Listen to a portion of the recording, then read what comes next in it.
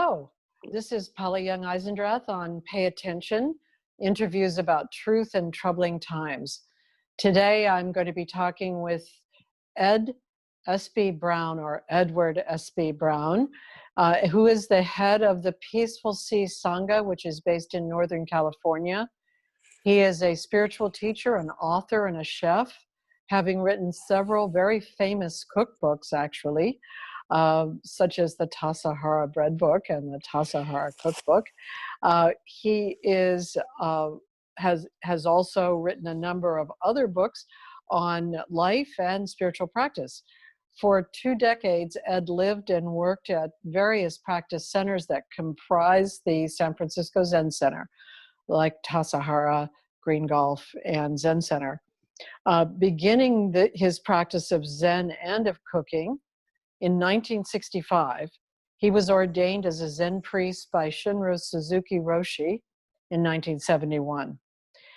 During Ed's time at San Francisco Zen Center, he wrote the best-selling Tassajara Bread Book and Tassajara Cooking. Ed has led meditation retreats and cooking classes throughout the United States, as well as in Austria, Germany, Spain, and England. Among his other books are Tomato Blessings and Radish Teachings, as well as No Recipe. A critically acclaimed movie about Ed's cooking classes called How to Cook Your Life premiered in October 2007 and is still available online. Ed is working on a new book now entitled, Are We Here Yet? So welcome, Ed. Ed and I are good friends, and we've known each other for a long time. And I'm very happy to be with him here now. And today, I want to talk with you about being honest about spiritual practice.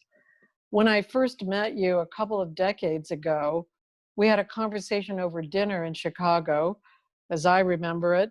You talked about how Zen practice had not cured your depression or your anger. And at the time I thought, well, here's an honest person who is not going to pretend that his spiritual practice has made him a Buddha.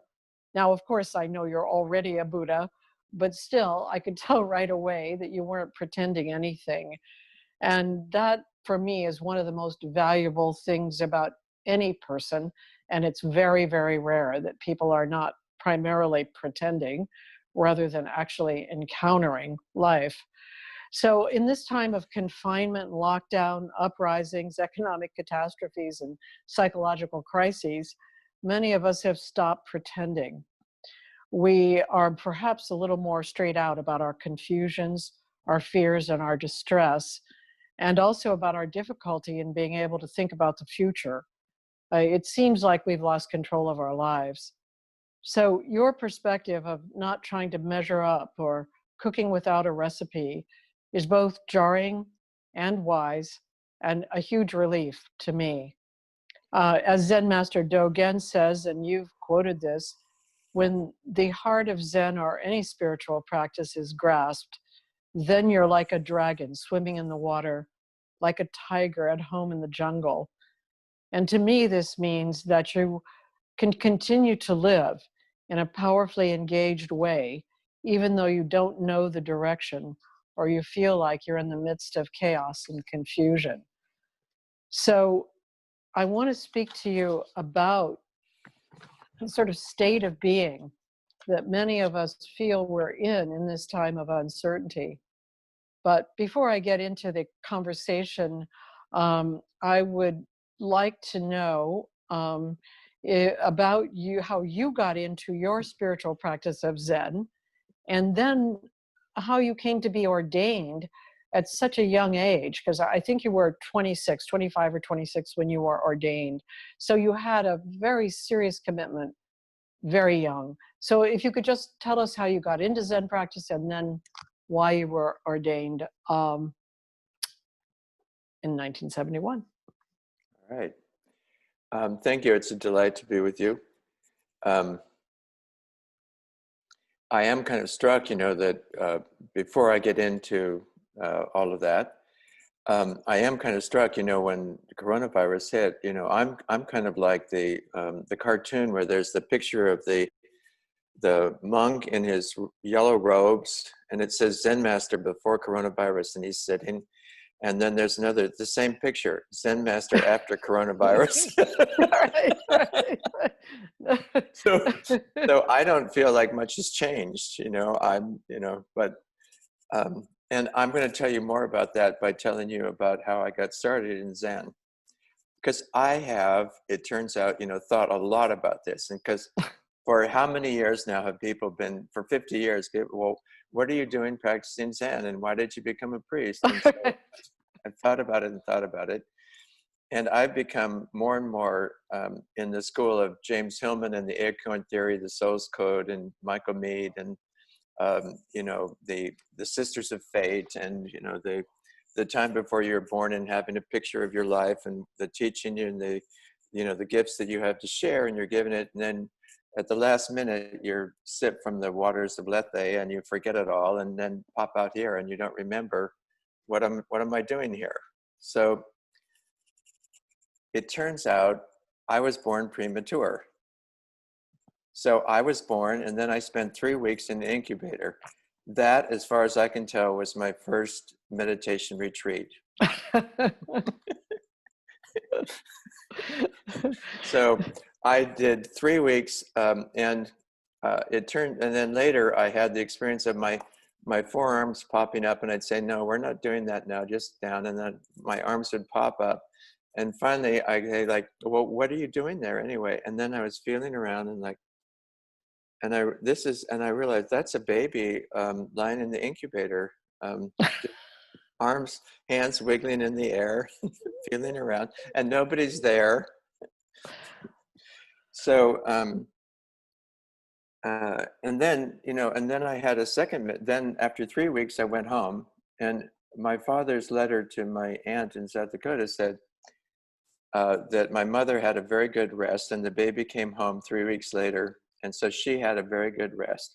And what was happening to baby Eddie, you see, is completely unremarkable. It is literally not remarked upon. Mom had a very good rest. Well, in some ways, the mom really is the more important of the two. Absolutely, I've always thought so. Well, you wouldn't be here without her. Yeah. And you still needed her quite a lot. So, yeah. But for the 3 weeks you were separated. Yeah. And that's a long retreat for a little baby. Yeah. It's a 3 weeks. And, and then at some point I began putting this together, and it's like, so that 3 weeks, was I getting ready for my future destiny as a Zen teacher? Or was that a trauma I had in 20 years of spiritual practice was post-traumatic reenactment? Because what's closer to, how can you get any more like being a baby alone in the incubator? Like you sit in your space in the Zendo, no one talks to you, you don't talk to anybody, nobody touches you, you don't touch anybody, and you just sit there. Right. That's true. That's true. And so there is something that's quite similar. Yes. Yeah. Yes. Yeah. So it's a kind of conundrum, you see, which I will return to later. I'm sure it will come up. But which was that the beginning of my Zen, or was Zen practice my post-traumatic? And then I've read post-traumatic reenactment does not work. It doesn't help. Well, there are different theories about that. Freud thought perhaps it was an attempt to master things. Yeah. But a lot of people think it's just the reenactment of the thing, and it's not helpful. But so we don't know if Zen is helpful to you or not. Or you've probably concluded it's not helpful. Well, this is what I don't know, and then we have nothing to compare it to, Yes. That's what I did, and so I can't compare it to anything. Anyway, sure enough, I met Suzuki Roshi. And did you meet him because you intended to meet him, or did it just happen, or? Well, what happened then, the more proximal cause, I was at Antioch College, and my brother was sending me handwritten stories from Paul Reps's books and Flesh and Bones. Yes. And, like mind itself is Buddha.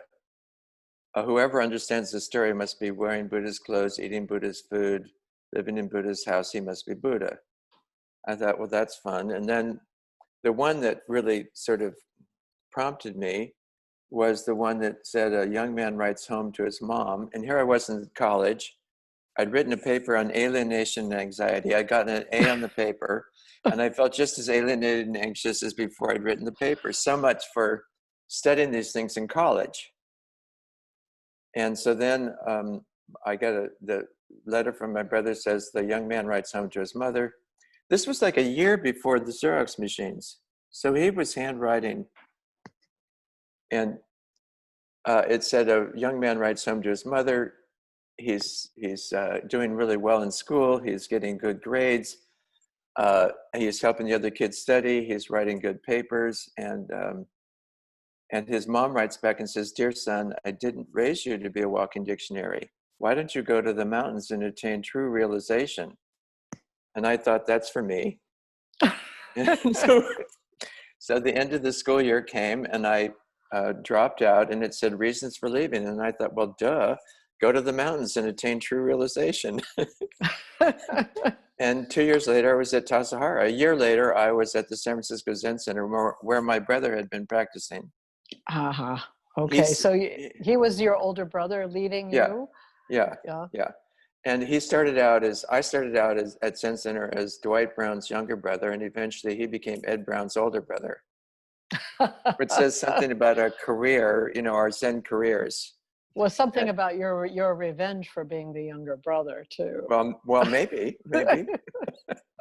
It's all hard to know. Yes. He eventually became first an Episcopal priest, and after that didn't work out, he became a Catholic. But he hasn't been able to become a Catholic priest, even though there's a kind of side door or back door to becoming a Catholic priest. If you become an Episcopal priest first, even though he's married and there's 3 kids, one of them became a Catholic priest. And you take these courses, and you can be a Catholic priest. But he got all the approval all the way up to the Vatican, and after about 5 years, the Vatican said, "No, I don't think so. We don't want you." Because he was married, you mean? Yeah, because he had been. Yeah. Because he was married. Yeah. Right. Well. So anyway, yeah. So he did not have the incubator experience, I take it. No, but he did have mom. So then the second thing that happened was when I was 3 and my brother was 6, our mother died. She had had cancer. And so that was, and then this is another great coincidence, you see, with Zen practice. In our Zen tradition, April the 8th is Buddha's birthday. Right. And every April the 8th, I would be terribly morose and terribly moody and terribly depressed and grieving. And it turns out that that's the day my mom died. Wow. And I was remembering every year on April the 8th that terribly distraught. And people are all running around saying, "Happy birthday, Buddha, happy birthday, Buddha." And I'm like, who? So that was and then a few weeks, shortly after my mom died, my father put us in an orphanage. So this is my second meditation retreat. For a week, I didn't play with anybody. I was the youngest and the smallest at 3 years old. And all I would do is sit on the porch in a little rocking chair all day long. So that was, I think of that as my second meditation retreat. So, and then of course I began to think, at some point I realized that meditation practice is like, and I didn't think of this until, it took me more than 20 years. One year I was at IMS, the Vipassana Center in Massachusetts, and I thought, oh, back at the orphanage. Okay, Anyway, so yeah, you had early beginnings in the training So the idea of being ordained when you were 26, you seemed like an old man by then, perhaps. I Yeah, mean, yeah. you had Oh, already been through most of what was difficult. Um, so anyway, do you have actual memories from being in the orphanage? yeah, I have a few memories from the orphanage. No, I don't remember happy times, Mm. although I was told that you had a really good time there. But I Who don't told remember. you that? Did Well, Dwight tell you that? Or no, after 4 years, my father remarried, and yeah. then we all went to live together. And my adopted mother, she adopted us formally, so she would never let us call her our stepmother. She was our mother. Mm-hmm. So I learned to refer to her as mother, and then my birth mother is my birth mother, Mm-hmm. not my Mm-hmm. mother, but my birth mother. So you got to get the lingo straight, who's who. Right. Um, anyway, so she said, "Oh well, when we took you home after this on Sunday, my father would take us out for a couple hours, and Mm-hmm. we'd go to a park or, out to the Marin County. This was right, in Marin County, the orphanage. It became eventually none of the original buildings that was remembered were there, and it's a home now for disturbed adolescents. It's not an Oh. orphanage anymore, so it sort of shifted its mission. Mm-hmm. So when my adopted mom, took us, she said, when we took you back, you went running off happily to play with your friends. Your brother, he'd kind of hang around the car. He didn't want to go back there. Mm. But So, from her point of view, I had a right. great time, and I was, Yeah. everything was wonderful. Yeah. Well, you were just young enough also that certain kinds of things probably seemed more spontaneous to you. I mean, you would have had, so officially we start really remembering things when we're about 4 years old. We lose a lot of early memory when we're about 4, partly because of the way the brain develops and reorganizes. And so officially we're not supposed to remember much before 4. uh, Unofficially we remember a lot of things, Yeah. but it is it would be different for older children and younger children. And I'm sure your mom, your adoptive mom, wanted things to be good for you, so she probably Yeah. saw it through a more positive lens. Yeah. um, but coming back to why you were ordained, so we do know now that you had these early experiences Yeah. of actually somehow adapting to life through being alone, and then maybe you felt at home in Zen practice quickly, because it does have a lot of isolation, a lot of silence. So you feel Yeah, at home. my kind of place. Right. Feel at home with People that. say, how did you do that? No, well, that just seemed like natural to me. Right.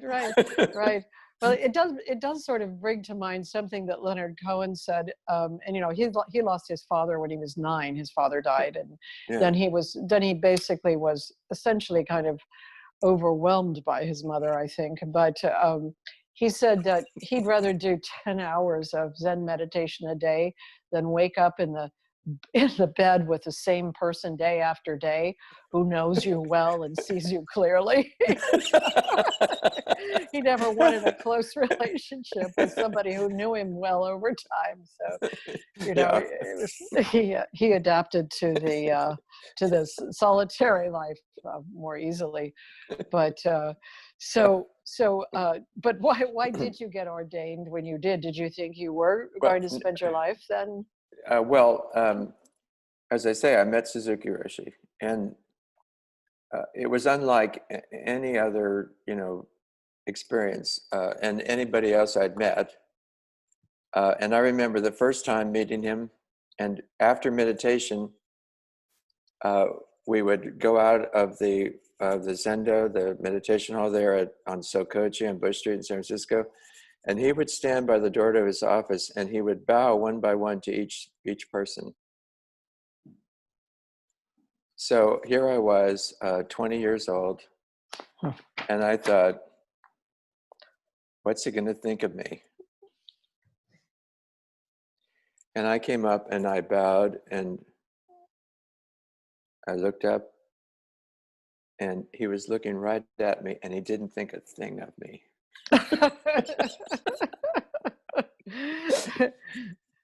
There was a kind of impassive quality to his expression. Mm-hmm. And yet, you know, like so many people, I felt completely received.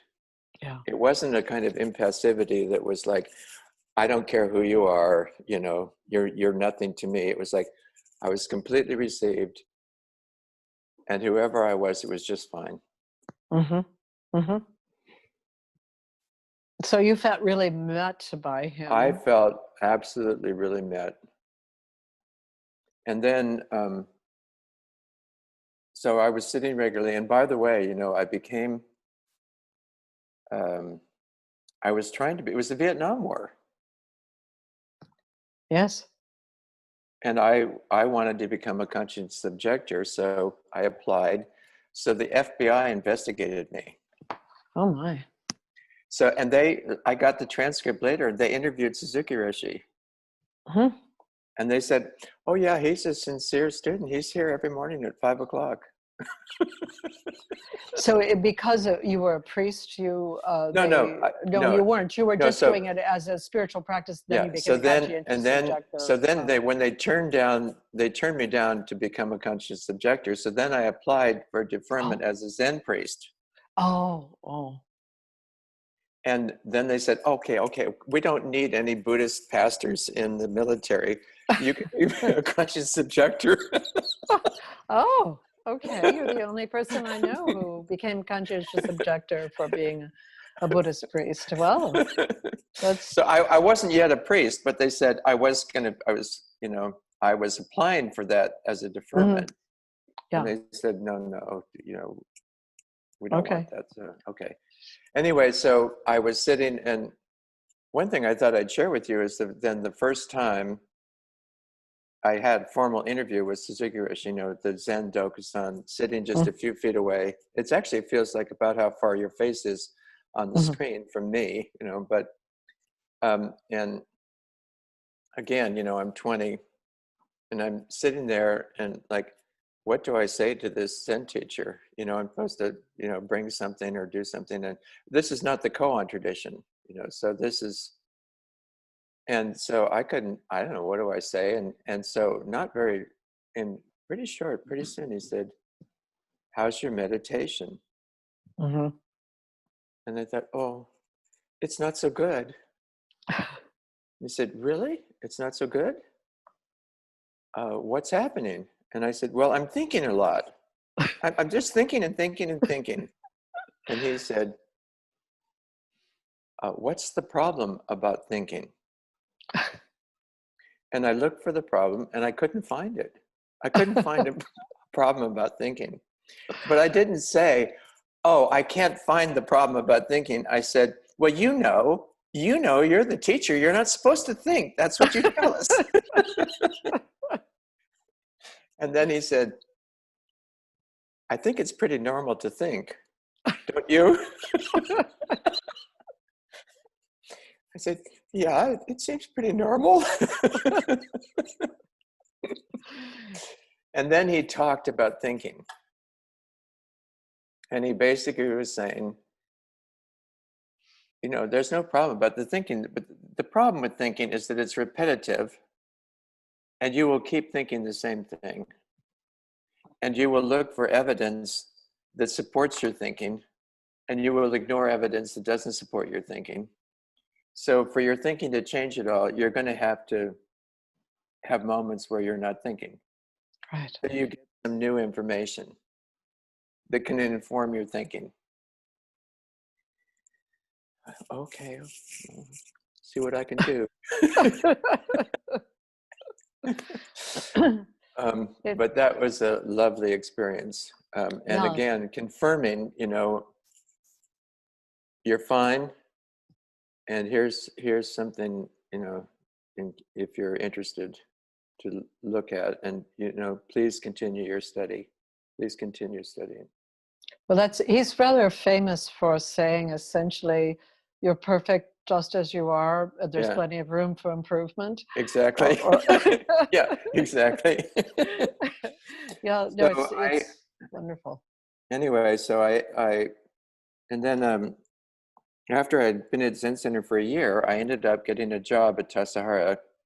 The last year, it turned out that it was a resort, and I got a job in the kitchen. And then he and other people from Zen Center came down 2 or 3 times that summer, and we would all meditate together. And then it turned out, and later in the fall, that Zen Center bought Tassajara, and they said, "Why don't you be the cook?" Because I had a whole summer of working in the kitchen. Ha ha ha. Anyway, so then the Zen Center showed up, and I was part of the the first practice period, and going on for several years. And I used to meet Suzuki Roshi informally. He would sometimes stand on the bridge at Tassajara over the little part of the year that's just a creek, and part of the year it's all dry. But he would stand there, and my cabin was right across the way from there. And I'd stop and pause and chat with him, and various things came up. Like, he would look across the way and say, those stones you have piled up outside the door of your cabin, it don't look so good. We pile stones like that on graves in Japan. It's not a good feeling. And I said, I don't know what to do about that. And lo and behold, one day I was in his cabin, and he said, "Ed, I've asked Paul Disco to move, that stone in front of the office? I asked Paul Disco to move that to your cabin this afternoon to be your doorstep. Is that okay?" And I said, "That stone is the favorite place for people to sit and read their mail and smoke cigarettes." And he said, "We'll get another one." So that afternoon, sure enough, this giant stone, it's a 4 or 5 foot long, and at its widest, it's 18, 20 inches, and it's a little bit misshapen, and just the right height to be the doorstep. So every day I step into my cabin, there he is, supporting me. Very nice. Step into my cabin, out of my cabin, he's right there. So one day I was out, and I'm, all this time thinking, like, other people are getting ordained as priests, and they're doing this and they're doing that. And I don't know what to say or what to do particularly. And I just follow the schedule, and I'm working in the kitchen and washing dishes and cooking things and cleaning pots and whatever. And one day he says to me, "If you ever want to be a priest, you let me know."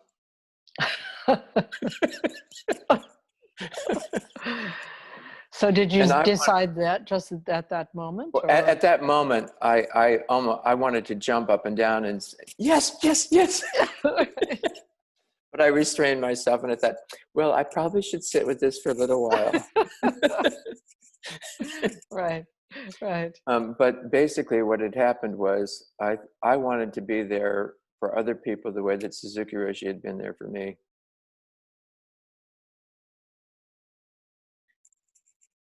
Has it worked? Yeah, that's what I'm shrugging my shoulders about.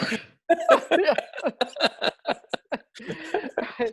Well, So, it's really true that it's something that other people might be able to say something about. I wouldn't know, how well I've been there for other people, although I'd get, occasionally I get emails or letters, or, like, "Thank you for this book," or, "Your teaching," or "I saw you in the movie," and, now I cook all the time, or I've been making bread. And,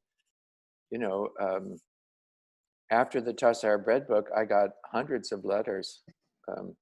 Because in those days you didn't, there was Shambhala put the address of Shambhala in the book and said, "If you want to write to Edward, send it to us." So they forwarded me all these letters. And then as the years went by, I heard from at least 6 people who started bakeries because of reading my book.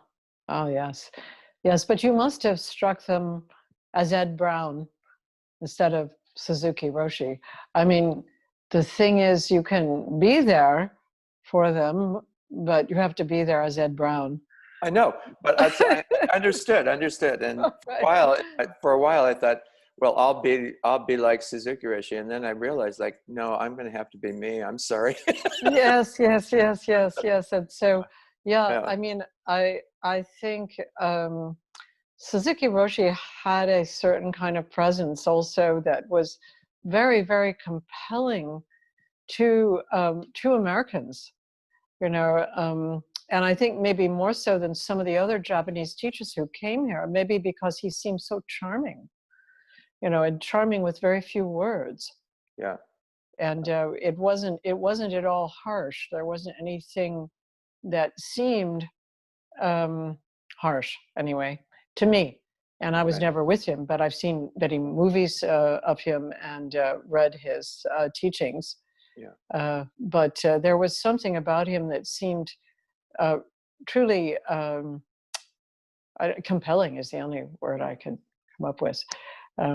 So, you know, I want to switch channels a little to getting to more to the present moment, because uh, your beginnings are so wonderful.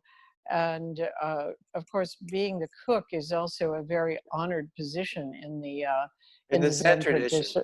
In the Yeah. Zen tradition, not at my house and not in most people's kitchens, but in the Zen tradition, it's a very honored position, because actually it's not just the cooking, but it's the presence of the cook that actually is conveyed into the food. And that, I think, you know, it's a big part of how you come across, whether you're coming across as a cook or as a Zen teacher, that your presence is very much in the mix of the stuff, whatever it is. And I wanted to kind of get to the issue of the tug of war, or whatever it's been, to be Ed Brown and also to be a Zen teacher and a Zen leader. You know, that you write in one of your recent essays that there is a kind of there's a sort of Zen police, you know, the rules of practice and the strictness and the constraining side of Zen practice, which everyone knows about, um, can become essentially a kind of dominant part of the practice. And you say to be in the grip of rules is a fearsome place to abide, trying to hide and cover up the lapses, seeing if you can face down the authorities, and that you cannot escape the whole charade of what this is like, because you know in yourself what you've done, and you know that you will judge yourself occasionally. So the way you write this passage and the way that I think about the anxiety that you're expressing, it's a very Kafka-esque kind of passage that, you know, we fault ourselves. We fault ourselves for many, many things. And what happens, and what I think frequently happens in Zen practice, it can happen in other Buddhist practices too, but I think it's more often in Zen because there are, in Zen, not a lot of instructions, but a lot of rules. And so then one is never sure whether one is doing things in the right way or not. Yeah. And so one is always checking oneself, and then everyone else seems to be doing the same thing. So there can be a kind of obsession, at least with Americans, and I'm not sure it would be the same with Asians, because many of the rules would be sort of second nature, like bowing and placing things in a certain way, or kind of a part of Asian culture, but they're not a part of American culture. So for many Americans, I think there can be a kind of obsessionality about practicing Zen, where, you know, you're trying to get it right all the time, and you don't quite get that that's not the point. And you know, and to me, Suzuki Roshi makes that not the point, but there are many, many others who seem to be trying to make the point of getting it right, or somehow that you'd arrive at some point where you've finally gotten it right so much that you never have to try again or something along those lines. But Yeah, it's yeah, so could you talk to us about bringing us up to date with being Ed Brown and also this wonderful cook at Tassajara and this wonderful Zen teacher, and how they are struggled sometimes with each other? yeah. Well, it's in some ways been the ongoing koan or question for me in my life, considering all things considered and how much time I spent at the Zen Center. And there's so much to talk about. And I think probably continuing from us and coming back to basically any kind of circumstance, I go back to Suzuki Roshi. I go back to my relationship with Suzuki Roshi, and the part of Zen that's not so well discussed, but we acknowledge from time to time, is that Zen practice is, while you're doing these particular practices, and just simply speaking, it's pretty astounding in its way to study how to have your body in a certain place at a certain time doing a certain thing, and you're studying how to just give yourself to that, give your attention to that, and bring yourself together moment after moment. Can you collect yourself? Can you put that collected self into this particular activity, whether it's sitting or cooking or walking or cleaning and so on? So tremendous power in that. And if you're not careful, you get, or it's easy, as you say, to get involved in that. Like, not only am I going to be bringing myself together and doing this, but I'm going to see how well I'm doing it. I'm going to study if I'm doing it right. And I'm going to take some external standards that I've brought along with me and make these assessments. Rather than, even though Zen says, just burn yourself completely. It doesn't say burn yourself completely, and then check and measure how completely you did that. Right. Nobody's telling you that, but that's important. We want to keep track of how well am I doing this, and am I getting it, and so on. And Suzuki Roshi over the years. Oh, so just to finish up about that, it's so important that, on the other hand, what you're really studying is to template yourself on the teacher. Mm-hmm. Right. The way that, people talk about, babies template on their mothers. Mm-hmm. And then if you don't have a good template, you see if there's some other template, Mm-hmm. And there's no template, whether it's Suzuki Roshi, whether it's your mom or it's Suzuki Roshi, or, that is the one and only best, greatest template. Each template is unique, but you meet people who, holy mackerel, this is, I haven't met this before. This is, nowadays, rather than saying like great Zen teacher or something, I think oh my gosh, a grown-up.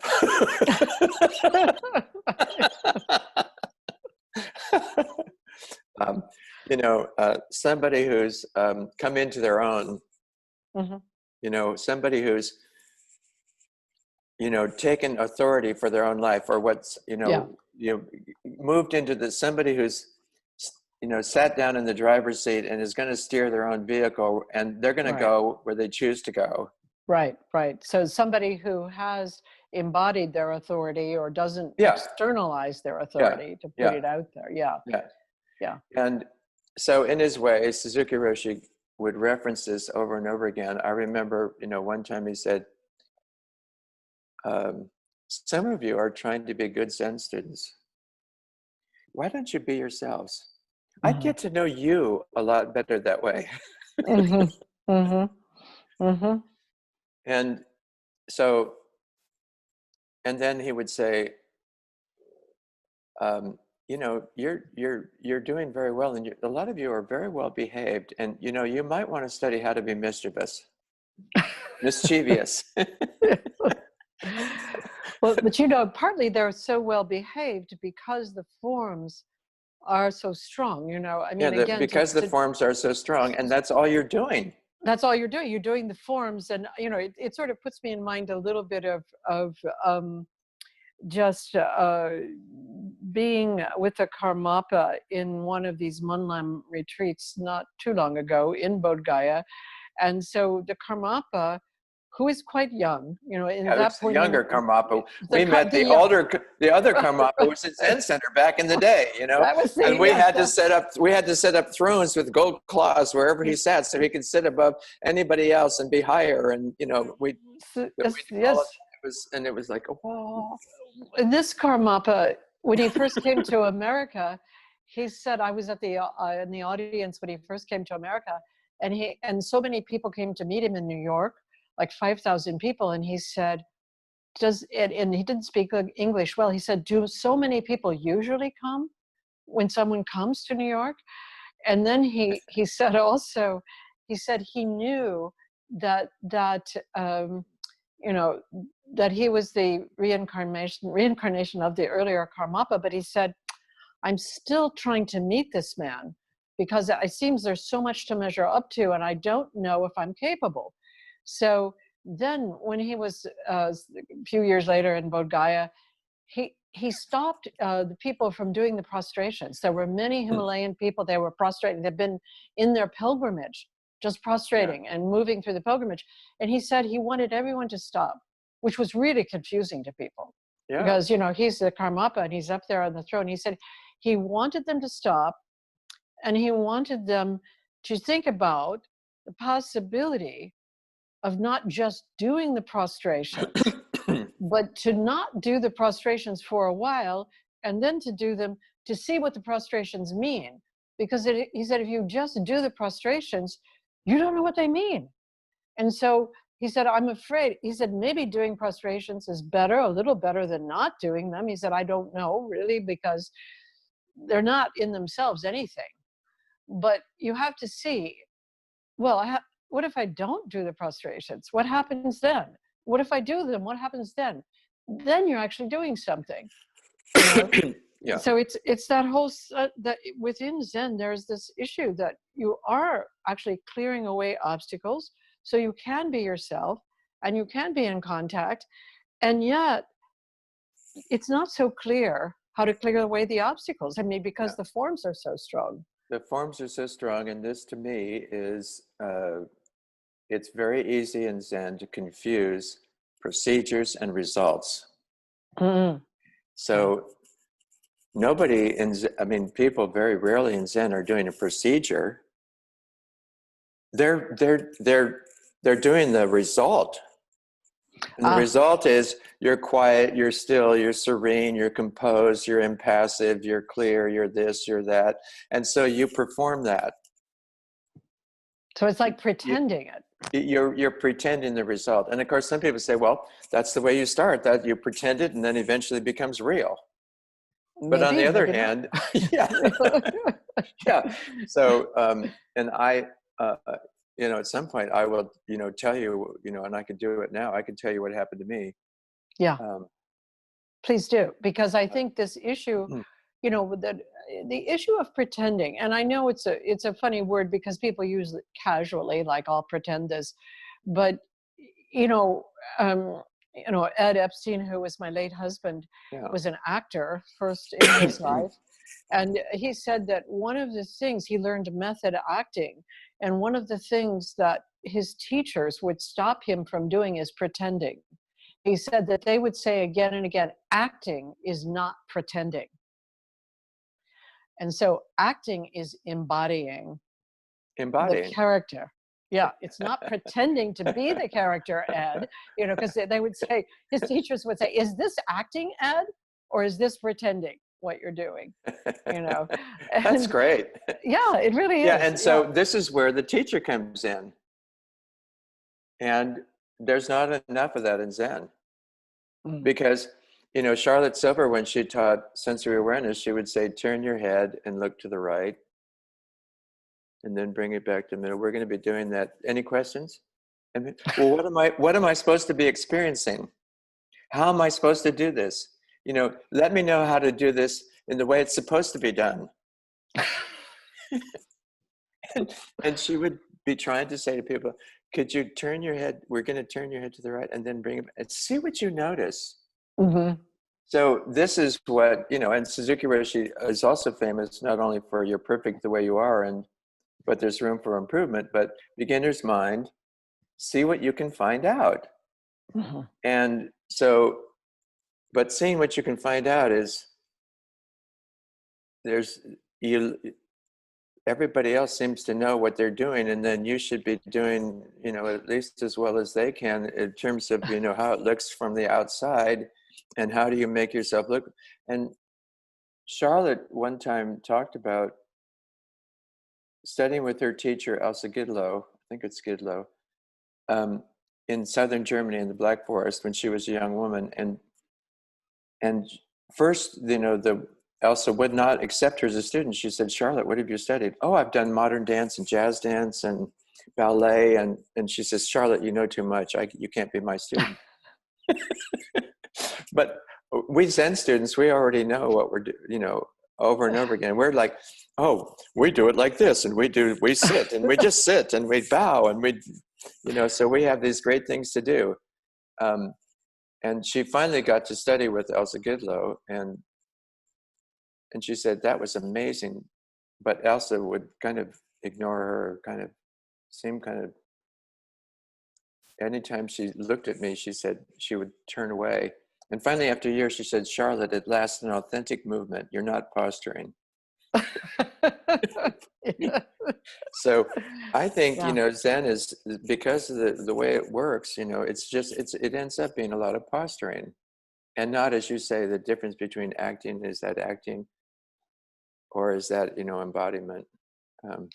Is it pretending or is it embodiment? And of course in Zen also, because again, the forms are pretty foreign to Americans, whereas Vipassana is like paint by number.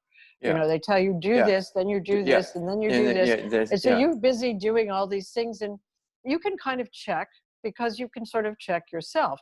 In Zen, they don't tell you doing anything except get your posture right, face the wall, be there for 35 minutes without moving, and then get up and walk slowly, et cetera, et cetera.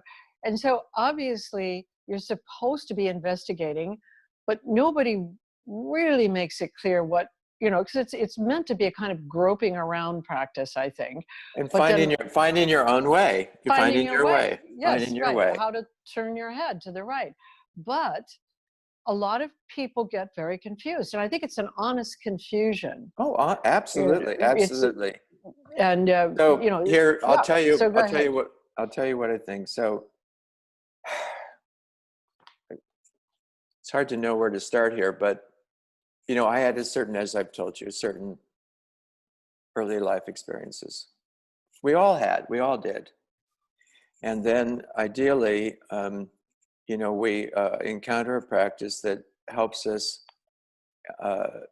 is going to bring things to light in the challenge of sitting. Part of the understanding is Suzuki Roshi used to make it very clear, hindrances become the way. Mm-hmm. You need to have some problems. Right. And Zen practice will give you some problems. And it gives you very specific problems. Your back hurts. Yeah. You're angry. You're irritated. You're tired. You're not getting the food you want. You have some complaint. So now what do you do with that? And in theory, or ideally, or something, you can have something or come to mind, and you acknowledge it in some fresh way that doesn't just recreate the original trauma or the original experience or the residual. And part of what's happening in those circumstances is under when we're challenged, we're all, I've come to understand, and partly it's my Zen training, and partly it's, kind of looking at things from, various points of view that I've come across over the years, and various people I've studied and worked with. We're all beautiful, incredible, amazing souls, spirits. each of us is pure presence, consciousness itself. Mm-hmm. And as soon as you say anything about that consciousness itself, you're no longer the subject, the consciousness itself. You've made yourself an object. I'm a man. Mm-hmm. No. I'm not a man. I'm consciousness. Well,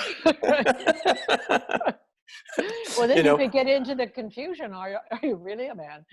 Yeah. I mean, there could be Yeah. endless confusion around You could get it. So tentatively speaking, I can be Yeah. If you characterize me as an object, you can call that object a man.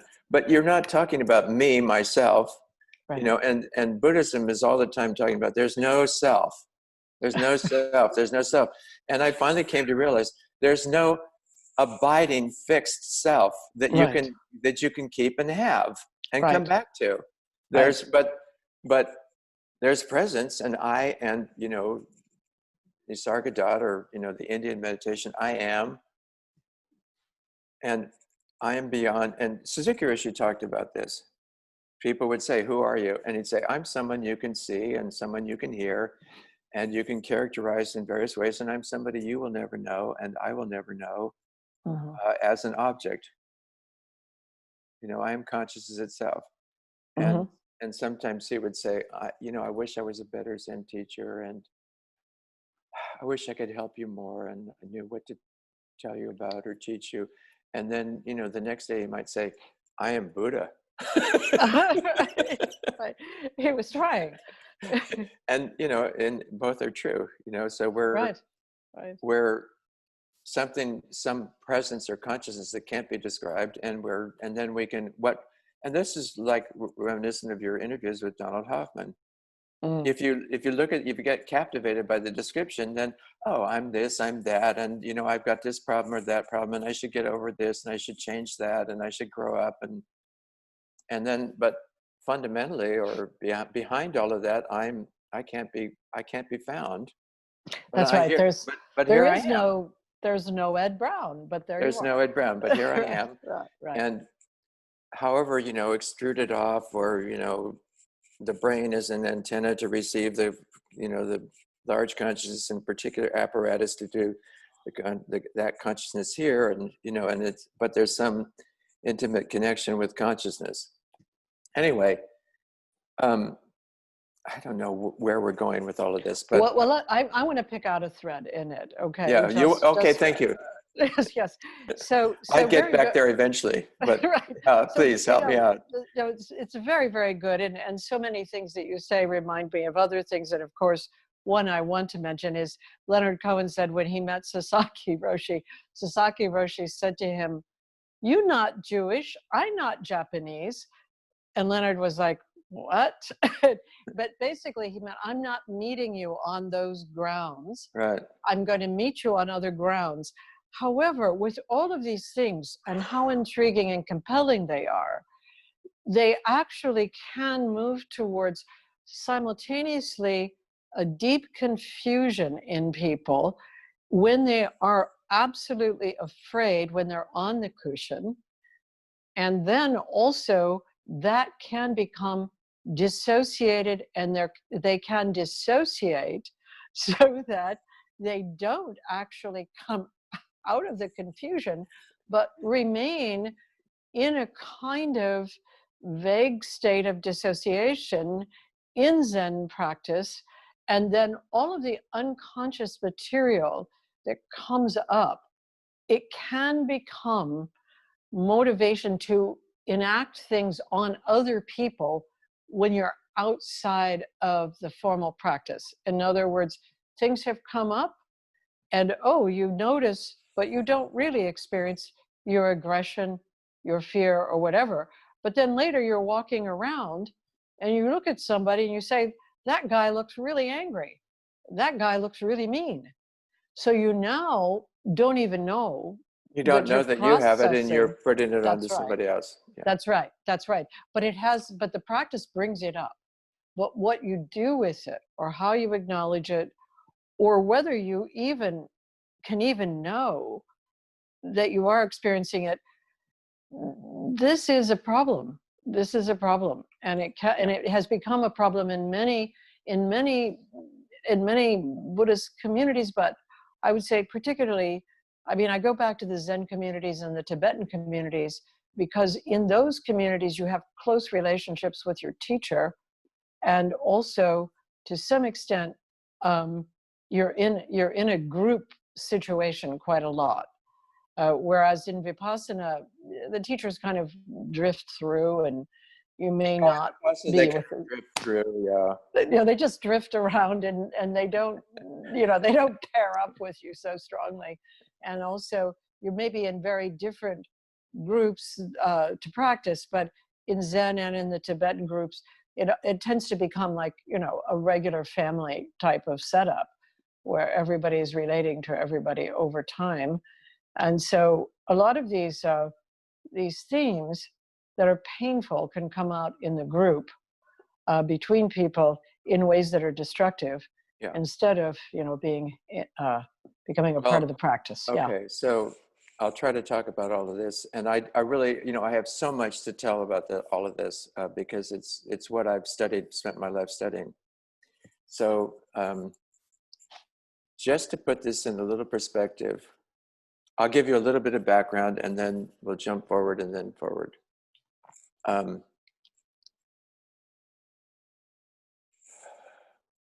First of all, when I was initially sitting in the time at Tassajara, I couldn't sit still. My body would move, and my head would shake. And if I held my head, then my shoulders would shake. And if I held my head and shoulders, my hips would shake, and I couldn't sit still unless I fell asleep. And then if I fell asleep, somebody would come around and hit me with a big stick. Right. So I better wake up and shake some more. And eventually I figured out something about that. Well, but before I figured it out, what happened was one day I got hit 4 times in one period. It was during a sesshin. It was the evening of the 3rd day. And I put my knees up in front of me. I put my arms around my knee. I put my head down on my knees. And within seconds, Kobanchino was there.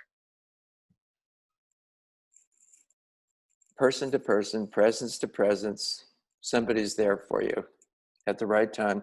He said, let's go outside.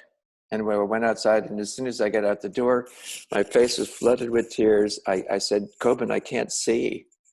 And he said, just hold on to me. I'm taking you to your room. You know, we'll go slowly. And we got to my room, and as soon as I got in the door of my room, even the tears and sobbing, you know, was huge. And he got me to lie down on my bed. And while I was on my bed, my arms and legs started flapping uncontrollably. And, you know, but nobody talks about this. I talked to Kobanchino 30 years later. I said, thank you so much. And he kind of shrugged, yeah. But nobody says, oh, guess you've got some childhood trauma to release here, huh? Mm-hmm. Mm-hmm. Mm-hmm. There's no particular understanding of it. Somebody will be there, and Suzuki Roshi was there in his way, and he'd come around and put his hands on my shoulders from time to time. And he was doing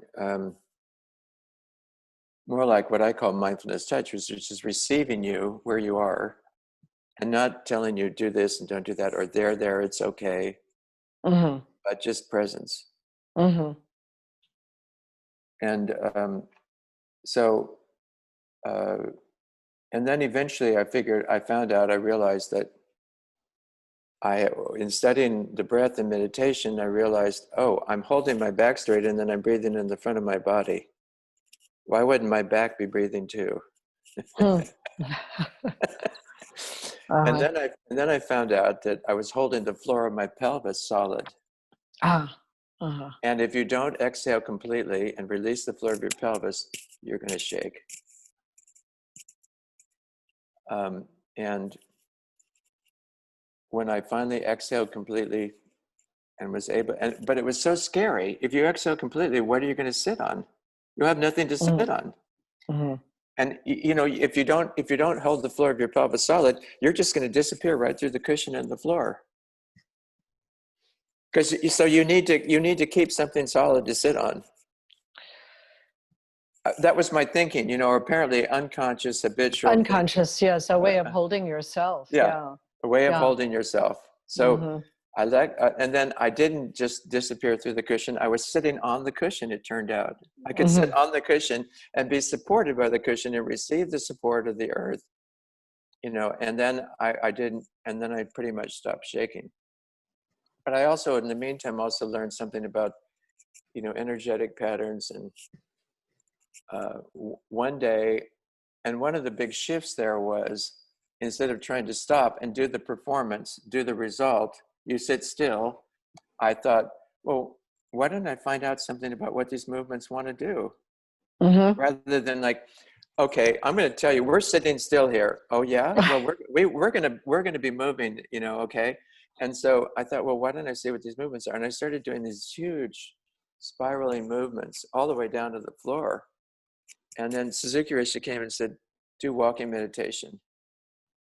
And I thought, well, wait a minute, no, we're sitting now, and you know, we don't walk when we're sitting, we just sit. And I tried to tell him that, and he said, do walking meditation.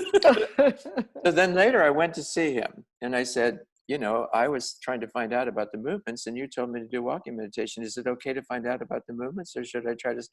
And he said, thank you for letting me know. You should always see what you can find out. Hmm. So thank you for seeing what you can find out. I'll let you do that. And that was a big help. And, you know, that led to releasing the floor of my pelvis. Anyway, so I went through a lot, and, you know, I learned a lot, and I was angry, you know, a lot of years. And Katagiri Roshi eventually said, you need to stop being so angry. And I said, what do you mean I need to stop? He said, well, you're in a monastery. You can't be this angry all the time. You need to live in harmony with the others. And I said, why don't they live in harmony with me? and,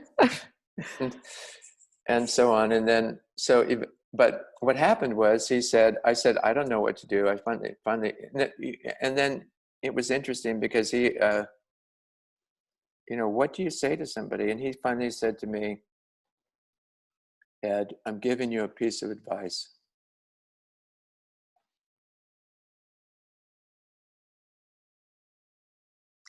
And I thought, oh, okay, but I don't know what to do. And he said, why don't you try chanting? And I said, like what? And he said, well, like the Heart Sutra.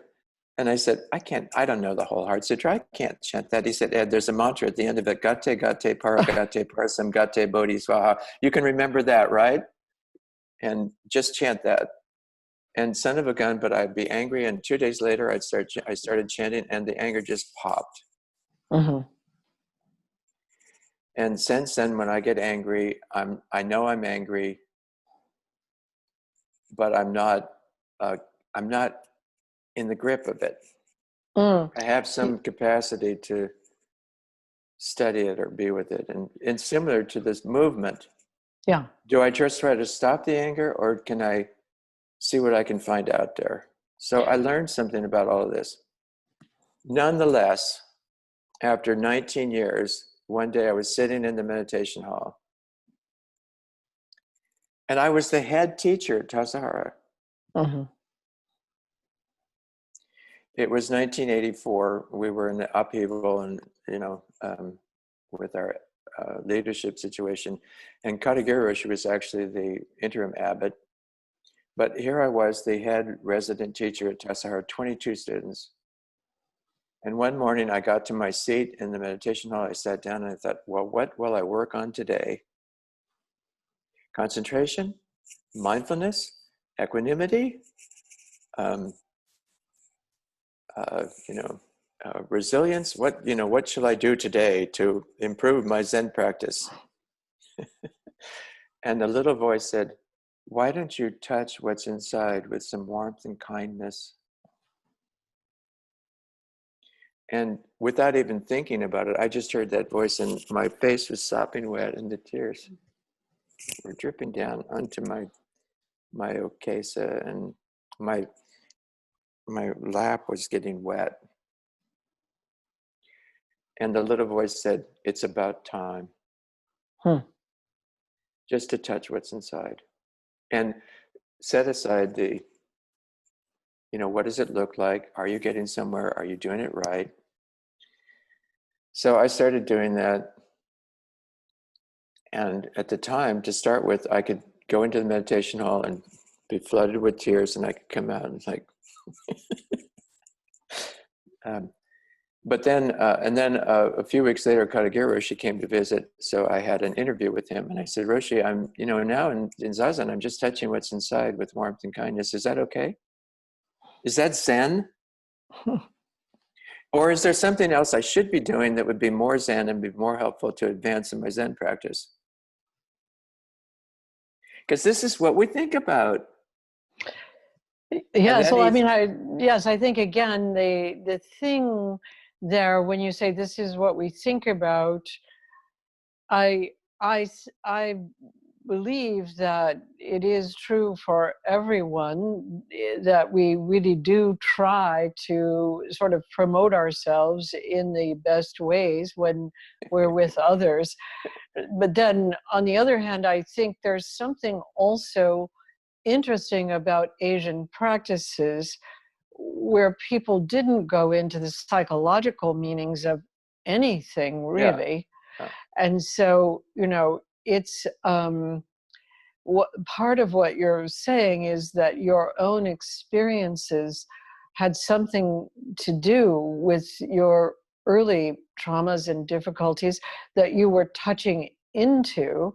We're getting there. Yeah. Okay, absolutely. but nobody so far has and again, I'm not being critical in saying this because I had the same kinds of experience. Nobody really sort of thought it was useful, it seemed, to ask about that. I mean, yeah. there wasn't Nobody said, what happened? What happened to you? Or where is this coming from? Or how does this relate to anything? And, but I think that is in part because particularly the practices that come from China and from what we call the Far East, they are not actually involved with that kind of inquiry. No. So yes, I just go ahead. Understood exactly. And I'm the same way. I don't say it's good or bad. It just seems to be that's the way it is. And at some point, and we're getting to like how this unfolded for me, but and Katagiri Roshi, in response to my question, said, what should I be doing to be doing good Zen practice? And it's okay just to touch what's inside. And he said, Ed, for 20 years, I tried to do the Zazen of Zen Master Dogen before I realized there was no such thing. And that little voice inside said, oh, right on schedule. Because I had been sitting for 19 years. And I've been trying to make my mind, my life a certain way, according to a certain picture that was the spiritual way to be. And I couldn't do it. And why don't I just experience me and what's going on in me? Why don't I touch and feel inside? So I started doing that. And then pretty quickly I realized, in a certain kind of vernacular, I need a place to cry. And I'm not going to be able to sit in front of the room and be a Zen teacher and start and burst into tears. And I need a place to cry. And that was a piece of it. And the other piece was, I think it's about time I learned how to relate to other people and have some connection in my life. And here I am, the teacher, but I don't have a clue about, and I barely have a clue about saying good morning and good afternoon and how are you? And I have a very limited repertoire of conversational skills. Right. And maybe it would be, and it's kind of lonely here, or that's kind of isolated, and I think I'd like to have a little more connection in my life. Anyway, to jump ahead, there's so much to talk about, but leaving Zen Center was the hardest thing I ever did, because. And when was that, Ed? What 1980, 1985. 85. Yeah, and and this, one way to understand that is classically, you do a practice and you do it intensely enough that you no longer do your habitual unconscious way of doing you. Right. You're doing, instead of doing you, unconscious, habitual you do the forms. Mm-hmm. Okay, now I'm not at Zen Center. I don't have my unconscious habitual ways to do anymore, and I also don't have the Zen Center forms to do anymore. Now what do I do? And where did you go when you say leave Zen Center? What did that mean? Could you say specifically? Yeah, I that summer, 1984, I was coming back from a vacation, and there was a woman I met. I was driving my car out to the flats, and there was a woman walking in the direction. It turned out to be a friend of mine, Christine Nielsen. And she and her husband had met when I was working at Green's Restaurant. And I said, hi, hello, Christine. And she said, hi, Ed, how are you? And I just burst into tears. I couldn't just say fine or anything. I just burst into tears. And that night I arranged to have dinner with her and her husband. And I said, do you know any place to live near you? And they said, yeah, across the street. And they lived on the Bishop Pine Preserve, which is a mile and a half or so above Inverness. Inverness is the town on Tomales Bay, the west side of Tomales Bay, and it's in the Point Reyes National Seashore area, and up the ridge from there. And their neighbor had a little cabin that he was fixing up and renting out. So I rented and I lived in that little cabin for 22 years. So it wasn't quite as isolated as Zen Center. But it was still pretty isolated, right? But it was still pretty isolated. Yes. But I had great neighbors. And I was working on cookbooks, and then I could call them up and say, I have this food ready. And they'd say, fine, bring it over for dinner. We'll supply the wine. And then they were both so gracious. And Christine, I remember because she was somebody who would say, and what's that about? But however it was, it's like, oh, tell me more, She was so good at just holding space. And it's so different than like, well, you're not behaving according to the precepts. Well, we don't do that around here. That's no way to be. And so, anyway, so I was, even just from, and then JB would just go on and on with all kinds of stories. And he, in his way, was a renegade. He, at the end of the Korean War, he was in the Korean War, and he told them, he said, I don't want you, I'm getting out now. I don't want you to fly me back to the States. I want you to fly me to Japan. They said, well, we can't do that. You have to fly back to the States. And then he finally met somebody who said, I'll take care of it for you. Don't worry. And he got dropped off in Japan, and he went around and studied Japanese pottery for 2-3 years in the early 50s. He met Isamu Noguchi and all the famous potters, and he studied with some of them. And then he finally came back to the States, and anyway, brilliant. Great friends. You were practicing. Were you practicing still? I mean, you were practicing. What I guess I'm wondering: were you cooking, practicing? Did you practice still at Zen Center, or were you out of that community? I left Zen Center, and the whole community. I mean, not just your post. Yeah, I left the community, and I was living in this little cabin in the woods, and I was writing cookbooks. And in your own thinking, was this part of something, or was this just what happened? I mean, in my own thinking, I had, I need a place to cry. I want connection. But then we're getting to the third piece here, which was that more and more I began to realize, and it took me years, but I finally realized, I don't know where I am. I am, and I was in a workshop in Katati, and we did something called spatial displacement on purpose. I don't know what that is, but yeah. Well, and the point was not that, the point was, if you ever get to this place, you should know how you got there and how to get out of this place. Oh, I see. And when we did spatial displacement on purpose, take the consciousness that could be your left leg. You feel your left leg? Now put it anywhere but your left leg. Ah. And then, you know, you can have it in the corner across the room, or, you know, just as long as it's not in your left leg, we don't care. And then do that with your right foot and your right leg and your left arm, your right arm, and your abdomen and your chest and your torso and your neck and your head. And now what's that like?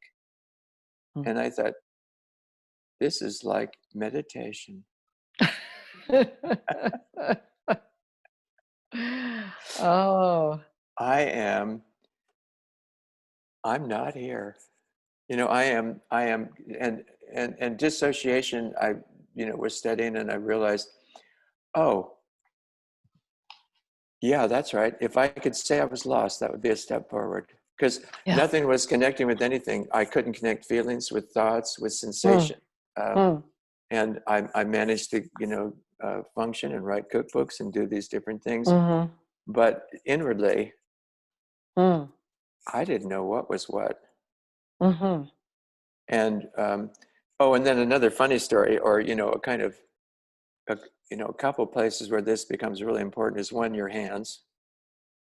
And in certain ways, I was very skillful with my hands. I could chop vegetables and all kinds of stuff. But one day I was in hands-on healing, and I said to my person I was working with, you know, these hands are not my hands. And she said, some people try to convince you, of course those are your hands. Whose else's would they be? But she did. She said, oh, really? Well, whose are they? And I said, some big person's. Oh. And I didn't get it right away. And then she said, and where are yours? I said, and I feel around like, well, in the elbows. So I spent years, like, how do you extend, you know, started studying how to extend your little hands into your big hands, or shrink your big hands down. How do you have the little hands and the big hands in the same place at the same time, doing the same thing and actually functioning together? You know, how do you grow up? How do you actually grow up? And how do you, and I also began to understand that is how you actually re-inhabit your body and have the consciousness that could be your hands, in your hands, and in today's hands. And how do you wake up the places that have been frozen and you know, aren't going to grow up anymore and are fixated on, you know, how old they were, and how do you let go of that? And then I had the same experience one day with the same healer person. I was explaining to her just how dissociated, disconnected I felt, and she said, "You come in for a session. I'll do Watsu with you. Do you know what Watsu? You're in this tank of water about body temperature.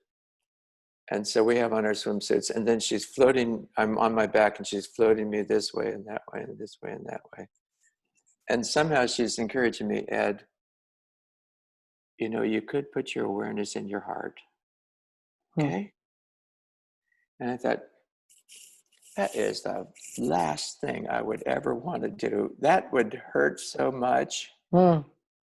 I can't imagine putting my awareness in my heart. That's just such a painful place to hang out. No, I am not going there. And she was doing what's called in the trade relentless compassion.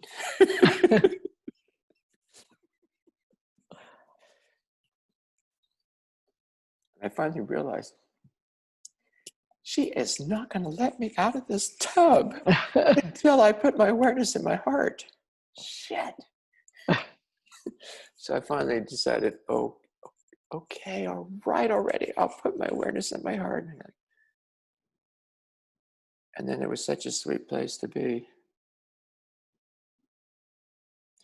And the pain was the pain of holding my awareness away from my heart. That was about 8 or 9 years after I left Zen Center. Wow. You have to find the right people in the right place, in the right context.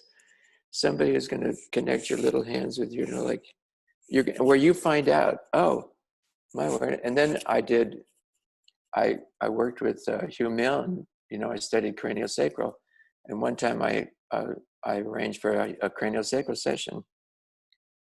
And normally they're holding your head and they're doing, they hold your sacrum and and he just like put his hand under the back of my heart. You're lying on the table, on the one hand, the back of my heart, other hand on top of my heart. And he said,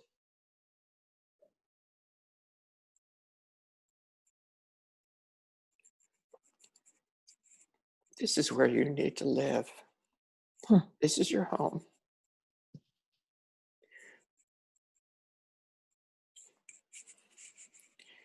And any slight movement from there, and he said, "Come back here. Get back here. This is your heart. This is your home. Don't go anyplace else." 45 minutes or an hour of that. And now I do a meditation every day, like bringing up the earth energy, letting it fill my heart, letting it overflow my heart into my body, letting it overflow my body into my auric space, and sitting in this huge heart, space, which is the earth energy coming up. And I don't know how you'd get that from Zen practice. Nobody explains that to you. Nobody talks about, like you're saying, people don't talk about these things, and somehow you would figure that out. And I'm not saying it's not there, and I'm not saying that the teachers don't know something about that heart space and aren't inhabiting that heart space, because Kobun Chino and Katagiri Roshi and Suzuki Roshi, awesome heart space. Mm-hmm. Just but no maybe doubt not about it. knowing really how to.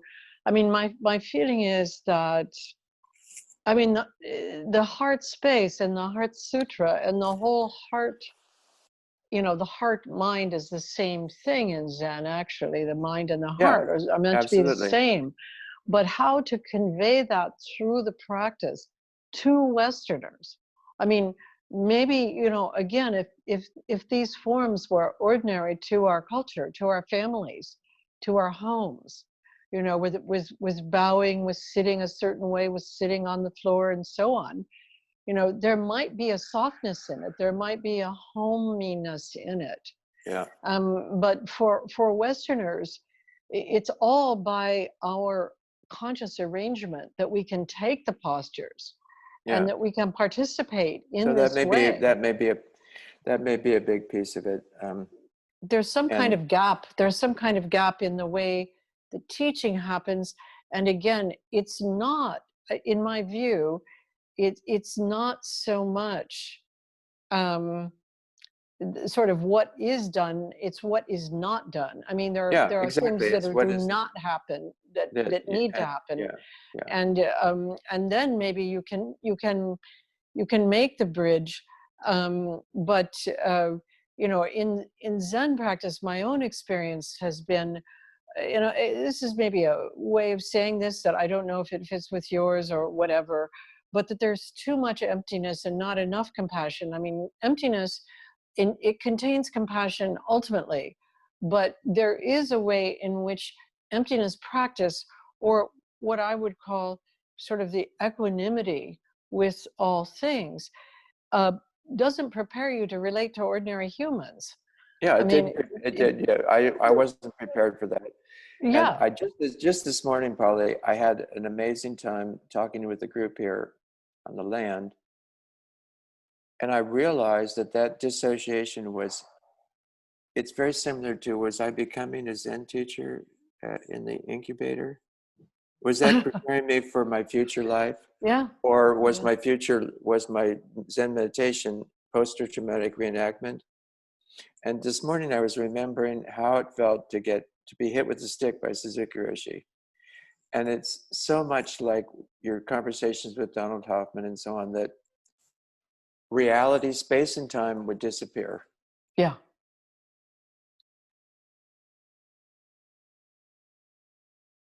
And then one of the first things that would happen was like, wasn't there a reality here a few moments ago? And then and space and time would be back, and yes, I'm here in the room. That's right. Okay, I remember now.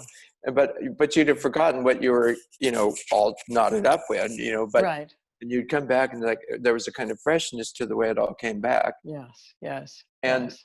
but that space, so in some way it may be that I learned the dissociation as a way to hold on to that, so-called emptiness, or that Mm-hmm. non-form space. Mm-hmm. And so that's a kind of, again, and that's something that, ideally there'd be a teacher, or Right. somebody who recognized you're holding on to something there. And Nagarjuna and other people say that's the worst. You start holding on to emptiness, like there's I not much know. hope. There's not much I hope know. for I know. It's like that. It's like that. But in a way, that's a process that can be worked with, Yeah. or not, or Yeah, or not. not, or not. Yeah. And I often think about the Emperor Wu meeting with Bodhidharma. Yeah. I'm so sympathetic now to the Emperor Wu. The Emperor Wu, he's trying to do good things.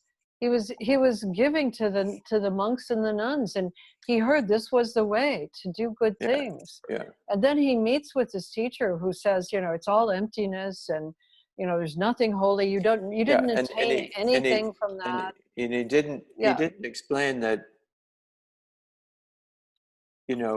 it's lovely for you to be making offerings and supporting and and and making that offering and sharing your heart and your benevolence in Right. that way is a huge gift, and that's what hearts love to do. Right. And over and beyond that, you don't get any recognition, you don't get any acknowledgement, you don't get any Right. praise. And you may or may not, but you're not doing it for the merit. You're doing it because it's your heart's desire. But if he had been able to say that, Yeah.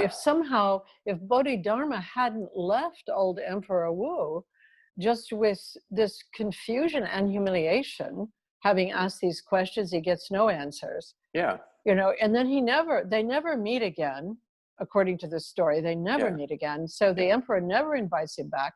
It's like a failed therapy, Yeah. I mean, if I answer people when they come through the door, that nothing they've done really amounts to anything, for heaven's sakes, because it's Yeah. not going to get you anywhere. And who am I In to fact, say where that? it's gotten you is in a seat in front of me. Right. And so all of that, though, doesn't take you to the place of the heart, the heart. So let's say Emperor Wu has a heart. Yeah. Let's say Emperor Wu's been wanting to feel that. Yeah. And so he's trying hard by inviting this hermit Yeah. into the court.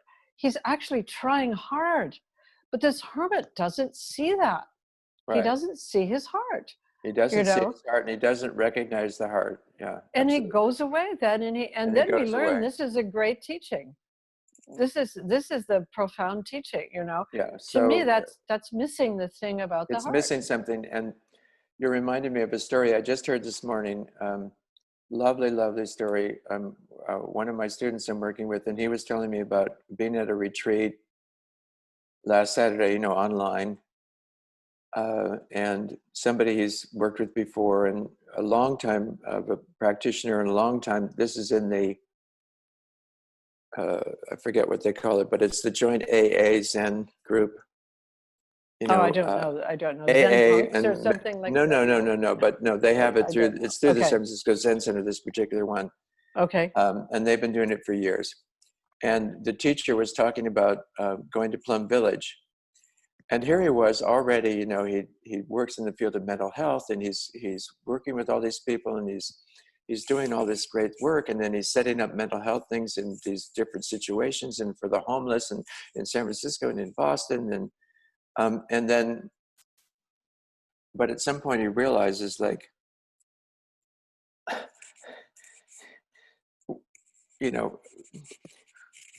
he's bereft, he's lost, and he went to Plum Village, then at some point, and it's, now 20 years ago maybe. And Uh-huh. he was there for a retreat. And at some point, he was,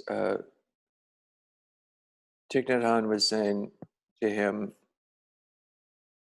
well, you want to do things, from your heart. And he's like,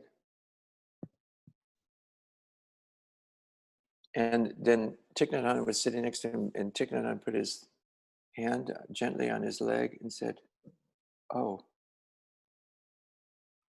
you don't know where your heart is, do you?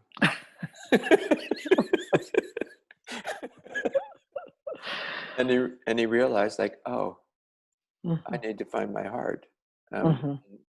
rather than, and there's no problem about what he's doing, and it's all, but not to be doing it, because his idea was, if I do good things, people will recognize I'm doing good. They will love me. I will love myself. Mhm. Mhm. And maybe it wasn't even an idea. Maybe it was a habit, Yeah, and that to exactly, do of good course. But things, people yeah, recognize me, they yeah. love me, then I can love myself. But Then there's yeah, there's again, but it's implicit it's without understanding it. Yeah, that's right. And it's more yeah, like pretending than acting. It's sort of like yeah, you're pretending to do these things because in fact it's not fulfilling you. I mean, you read the letters that Mother Teresa wrote, and she was depressed. yeah, She was often angry and depressed because she wasn't fulfilled. She wasn't really doing it from her yeah, heart. yeah. She was trying to do good in the Interesting. world, Yeah, lovely to you hear know, that. Yeah, and she was often depressed and angry. And again, probably nobody helped her because right. everybody thought, well, she was Mother Teresa and she was doing, all the great things. So it's that whole thing about the honesty and the reality of what you're doing. Are you doing it because you want to do the right things? And so, well, that's good to start there, and to try to do it in the right way. But then you need help. You need help to get to the next part, to be really doing it and Yeah, it's fulfilling. yeah, And that's the thing that is very, very difficult to get to. And I would like to hear about your experiences as you have gone on, and what you think about the issue of honesty or truth in spiritual practice.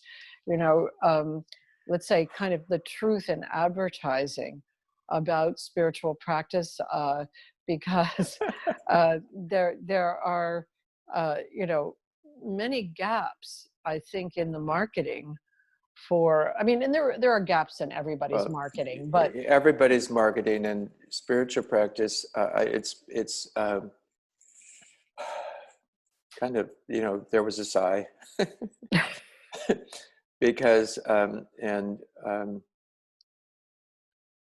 because there's I even saw online the other day, I get these things from different people, and the mindfulness guru or something, and he says, and we here, we're going to teach you how to practice mindfulness to be more productive. I know, And I know. basically what I've come to understand is, part of the problem here is that we're undertaking spiritual practice, and it's related to what you're saying, Western world and Eastern world. But we have our culture has a certain mode. How do you do things?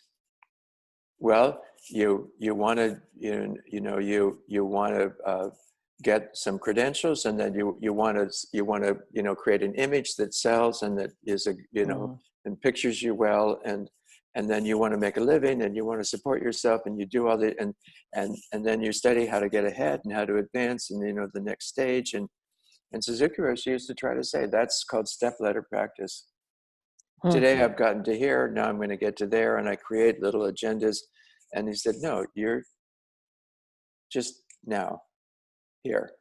Have some direct practice experiencing things directly. And that's not about what do I have to show for it.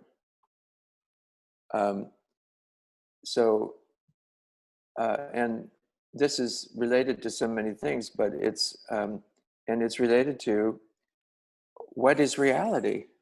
Yeah. What is reality?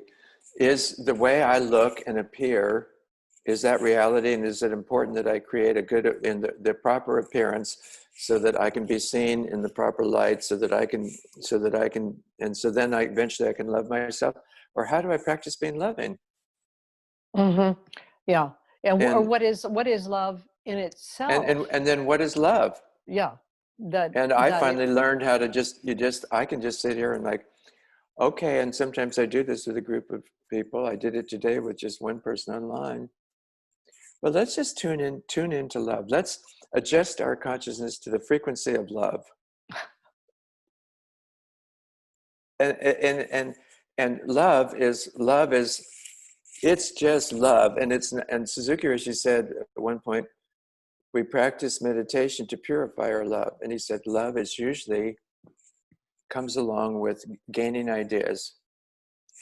If I'm loving enough, that will take care of, and it's what you say to your, like, I used to get upset with my daughter when she was a baby, I love you, so get over it, so stop being sad, stop crying, I love you. right, and right. and love doesn't do that. That's not what No, love does. right. And love doesn't do any fixing, it doesn't do any healing, but it does, sweetheart, I'm here, let me know how you're doing. Mm-hmm. And it holds it's this incredible space that just holds and receives however you are. Yes, And you exactly. can And receives however you are, rather receive than however you are, asking you to be a a certain way. particular way. Yes, a And particular way. yeah. Yes. And So um, yeah. So anyway, little by little over the years, I've been and I've always understood, or thought I understood. It always struck me, Dogen's instructions in the instructions to the cook, is teaching, let your heart go out and abide in things. Let things come and abide in your heart all through the day and night. And of course, in the translations, it usually says mind. yes. But as you say, it's heart mind. Mm-hmm. It's more like your heart. And can your heart be in connected with things? And can things be in your heart? And because this is so foreign, this is not, we're living for better or worse in this scientific world, the world of where there's a reality that you can measure, you can check on. How are you doing in that world of your measurements and your assessments? And what do you have to show for it? And have you gotten there yet? And what would it look like if you did? And it's so hard to shift out of that world and into heart space, and to recognize the preciousness of that, and the immense,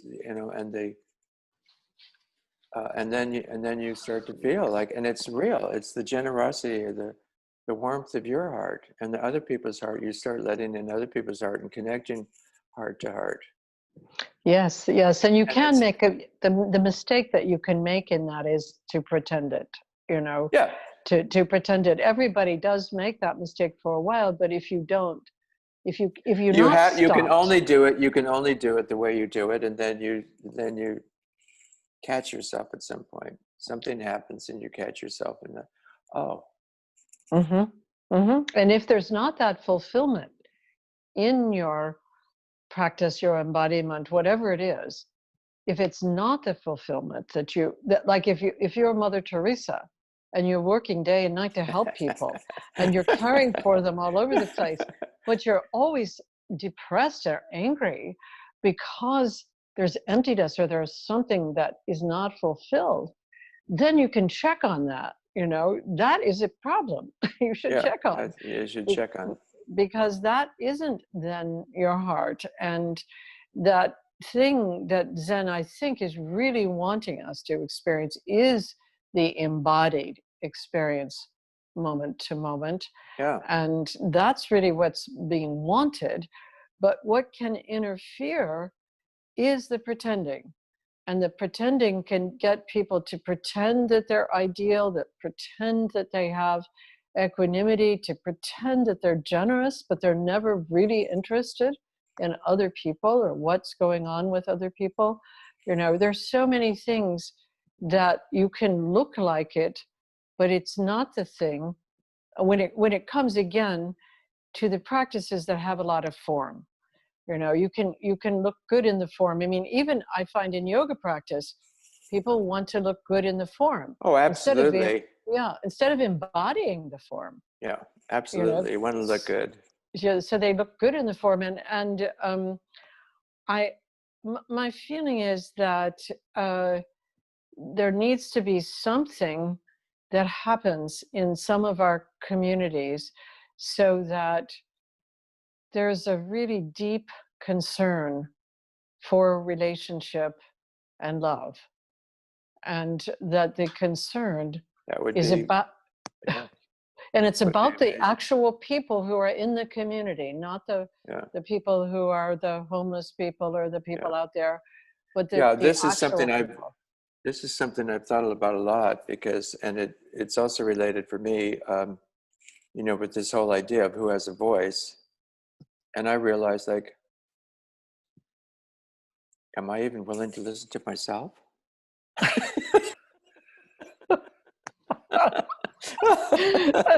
so yes, within the community, but then also just within me. Can I tolerate this, these complaints, or this, annoyance, or this frustration, or this loneliness, or this fear, or this, and anyway, so it's very interesting how to cultivate all of that, and part of that comes from the shifting from, you know, in a at some point in our lives, we usually go like, "Gosh, does anybody care?" And then, if you're lucky, somebody says, "I care." Right. And it might be yourself even. And it might be yourself, yeah. It might be And yourself. Sometimes yourself says, yeah, "I care." yeah, I care, yeah. And then, oh, okay, yeah. Well, let me tell you about what's going on. Are you willing to listen? I don't know. Is this going to, is this going to reflect all right on me or not? And or how long is this going to take? Yeah, or how long is this going to take? I don't want to spend my rest of my life listening to you, sweetheart, but how much time do you have? And anyway, so yeah, within the community, and some warmth and friendship, and willingness to listen to what is in a way painful in each other's lives, and difficult or challenging, and so and that sense of love doesn't give up also. That's the other thing, and so we don't give up when we love, because actually we're interested again, no matter what the person does, no matter what. Yeah. And so then you're interested again because you love this person, not because they behave in the right way, but because you love the person. Yeah. So, Polly, maybe now would be a good time, to tell you the story that I think you read about, because it goes with that quote about, the Zen police. Yes. But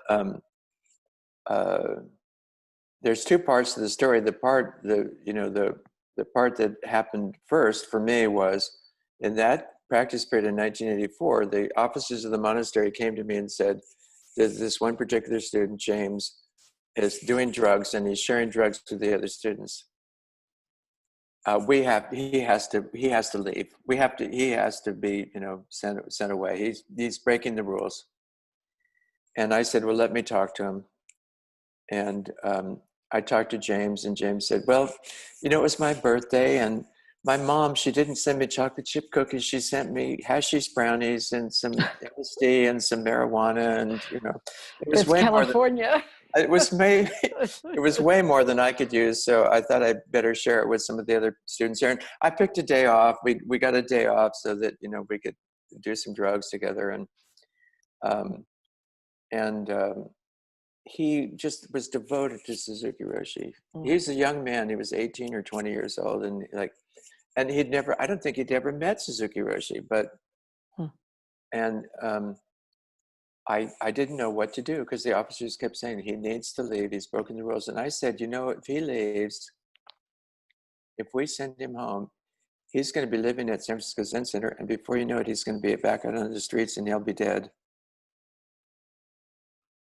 And they said, that's his problem. He's broken the rules. So I didn't know what to do. So I said, oh, okay. And sure enough, in less than a year, he was dead.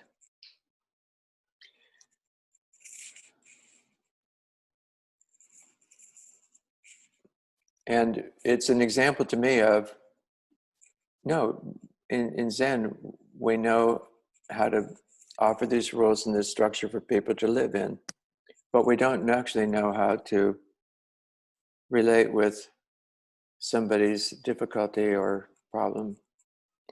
So several years later, David Chadwick's book about Suzuki Roshi came out, Crooked Cucumber. Okay. And there's a story in there, and it's about David. And one morning he was at the morning meeting with Suzuki Roshi. After breakfast, the officers of the monastery would meet with Suzuki Roshi. And the director of the monastery said, Roshi, there's a student here who's staying up late at night and drinking alcohol with the guests, and then he misses the whole morning program the next day.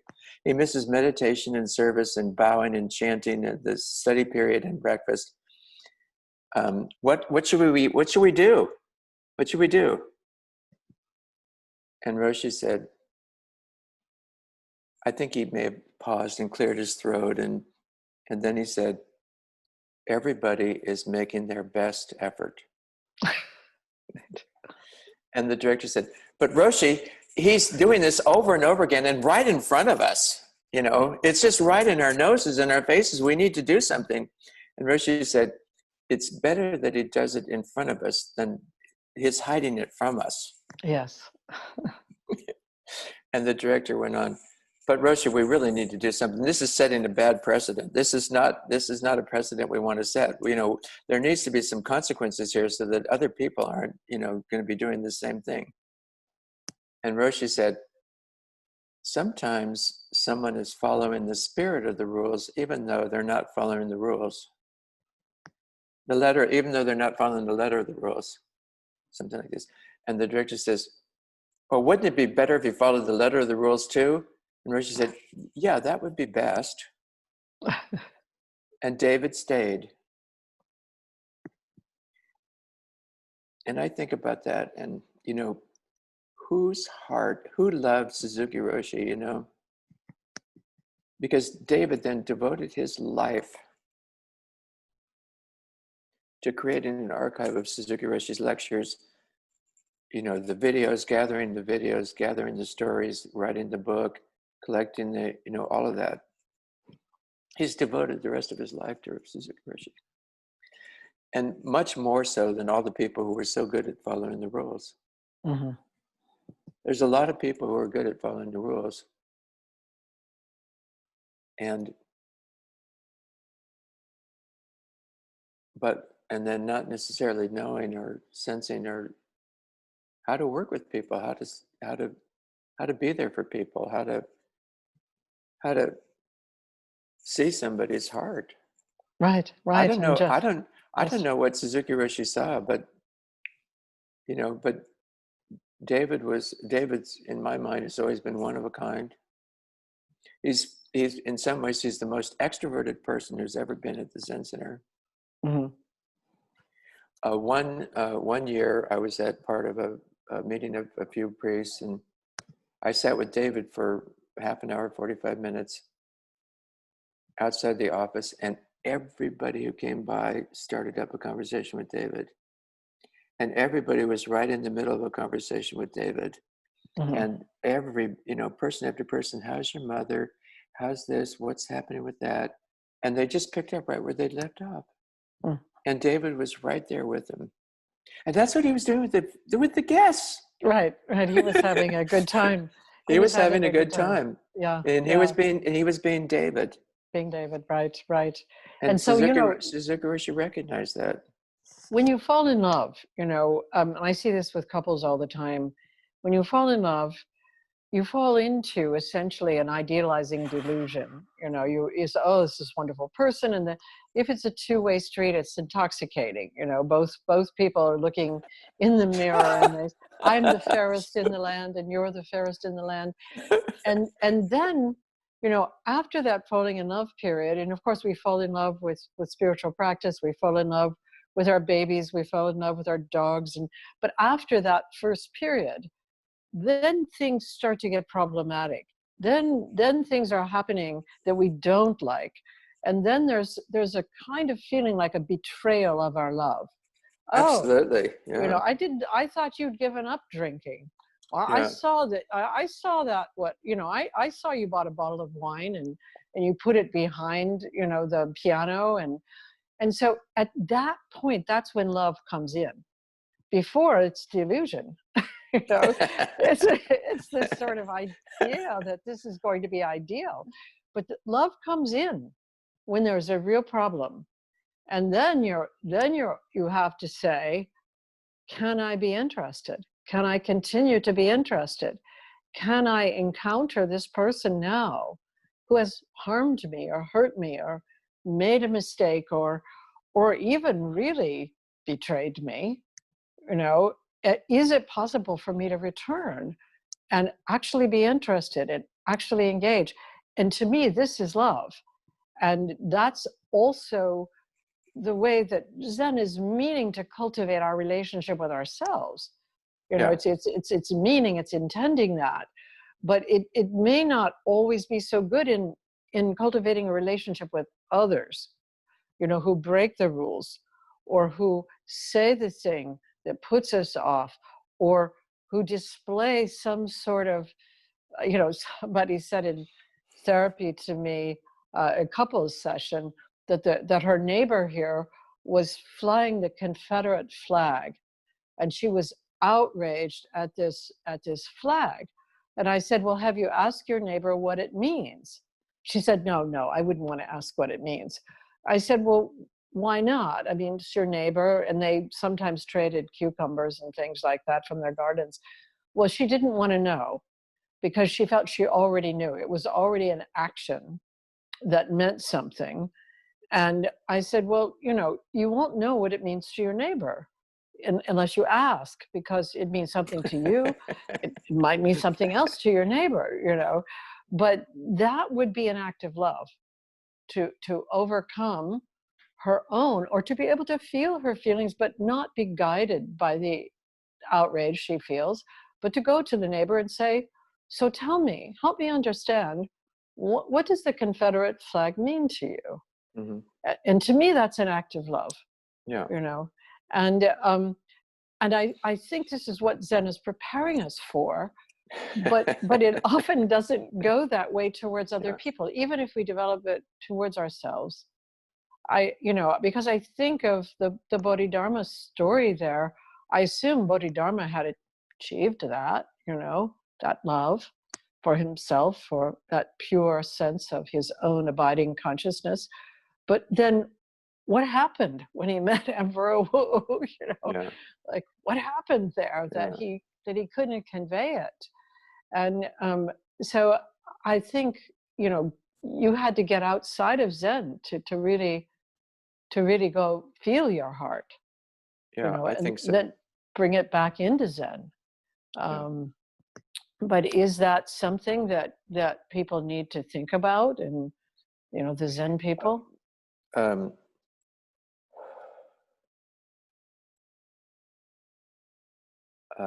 I think there's an incredible, for me, it's been an incredible gift to be back out in the world and to not be, you know, because to me, finally, the freedom or liberation is, again, going back to you practice the forms to undo or release or acknowledge and let go of your unconscious habitual patterning, which up to a point I did. Mm-hmm. 20 years I did a lot of releasing of habitual unconscious patterns, but Right. then how do you let go of the forms Yeah. so that you're not you're not attached to the way you used to do you, and you're not attached to the forms. And how do you have some expression? How does your life now manifest itself? And it's not about your unconscious habit, Right. and it's not about doing the right thing or the Buddhist thing or the Zen thing. It's about, oh, I feel sad. Oh, I feel scared. How do you feel? What's happening with you? Mm-hmm. And Mm-hmm. it's more about direct experience. And not only are you see with your eyes, smell with your nose, taste with your tongue, nothing in the world is hidden. That's, Right. Japanese Zen teacher. But you feel your feelings, think your thoughts, dream your dreams, let your imagination, come through you. Let your heart, feel your heart, feel what's going on in your life, and let that and bring that to life, outside of or free from who you started out habitually, in order to cope with life, and Right. outside and beyond the forms. But to do that, you've got to, and up to a point, you can be in the forms and do the forms with some freedom. Mm-hmm. But at some point, it seems like most people really need to get, have some distance from that. And then how does my life, when I'm not preoccupied with doing things the way that is me, habitually, unconsciously me, and not following, but I have some sense of what do I actually long for? What am I, and I use, Rumi, you miss the garden because you want a fig from a random tree, a stray fig from a Mm-hmm. random tree. Let yourself be silently drawn by the stronger pull of what you really want. Mm-hmm. So what does that really want? That's not the original, well, I've got to have this, and I'm six again. Mm-hmm. And it's not, I'm going to be this way or that way, but it's like, so I've been opening up my life and like seeing what I'm drawn to. What Mm-hmm. what draws? Where's my heart drawn? And what do I want to do with my life? And how do I want to spend my time?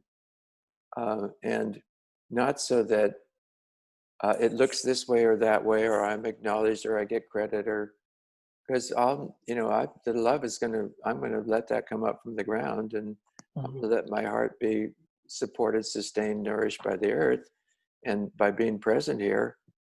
And then I'm going to see, well, what is this?